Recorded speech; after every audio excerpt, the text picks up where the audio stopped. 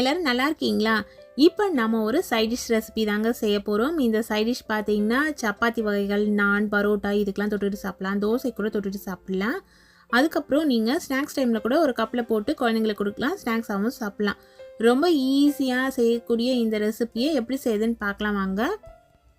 இந்த ரெசிபி செய்யறதுக்கு முதல்ல அடிகனமான ஒரு கடாய் எடுத்துகிட்டு அதில் 1/2 கப் அளவுக்கு தண்ணி சேர்த்துக்கிறேன். ஸ்டவ்வை சுவிட்ச் ஆன் பண்ணியாச்சு.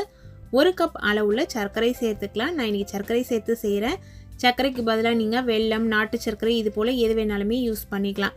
தூசு இல்லாமல் இருந்துச்சுன்னா அப்படியே நீங்கள் யூஸ் பண்ணிக்கலாம். தூசு வர மாதிரி இருந்துச்சுன்னா தண்ணி கொஞ்சம் அதிகமாக சேர்த்துட்டு அதெல்லாம் கரைஞ்ச பிறகு நீங்கள் வடிகட்டி யூஸ் பண்ணிக்கணும். இப்போ நான் இதில் மீடியம் ஹை ஃப்ளேமில் வச்சுருக்கேன். தண்ணி சேர்த்த உடனே ஸ்டவ்வை சுவிட்ச் ஆன் பண்ணிட்டேன். இதே போல் கலந்து விட்டிங்கன்னா ஒரு 4 நிமிஷத்துக்குலாம் இது போல் திக்கான ஒரு கன்சிஸ்டன்சிக்கு வரும். பாகுபதம்லாம் செக் பண்ண தேவையில்லை. ஒரு திக்கான பிசுகு பதம் தான் இது. இந்த ஸ்டேஜ் வந்த பிறகு நீங்கள் ஸ்டவ்வை லோ ஃப்ளேமில் மாற்றிடுங்க. இதில் நல்லா துருவின தேங்காய் சேர்க்க போகிறோம். நல்லா பெரிய சைஸில் இருக்க தேங்காய், ஒரு தேங்காவை கருப்பெல்லாம் இல்லாமல் துருவி வச்சுருக்கேன். அந்த தேங்காவை இதில் சேர்த்துக்கிறேன். தேங்காவோட பதம் பார்த்திங்கன்னா எலசாவும் இருக்கக்கூடாது, நல்ல ஒரு கொப்பரை தேங்காய்னு சொல்லுவாங்க இல்லைங்களா, அந்த பதமும் இருக்கக்கூடாது. அதற்கு நடுவில் இருக்கிற மாதிரியான தேங்காய் இருக்கணும். இந்த தேங்காவை சேர்த்து நல்லா கலந்து விட்டுடலாம். இதிலேயே ஒரு 4 டேபிள் ஸ்பூன் அளவுக்கு கடலைப்பருப்பு 2 மணி நேரத்துக்கு முன்னாடியே ஊற வச்சுட்டு வேக வச்சு இதில் எடுத்து சேர்த்துருக்கேன்.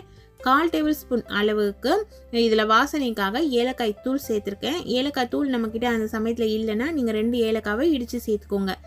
இந்த கடலைப்பருப்பை எப்படி வேக வைக்கணும்னா குழையக்கூடாது, ஆனால் நம்ம கையில் எடுத்து அழுத்தும் பொழுது சாஃப்டாக அழுந்தணும். அது போல் வேக வச்சுக்கோங்க. இப்போ உங்களுக்கே தெரியும், இதில் சேர்த்து நம்ம கலக்கும் பொழுது கடலைப்பருப்பு தனித்தனியாக தான் தெரியுது, குழையவே இல்லை.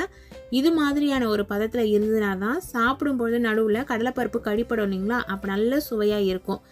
இப்போது தேங்காயில் இருக்க ஈரப்பதம் இந்த சக்கரை பாகில் பட்டவுடனே இது கொஞ்சம் தண்ணியாக மாற ஆரம்பிச்சிருச்சு.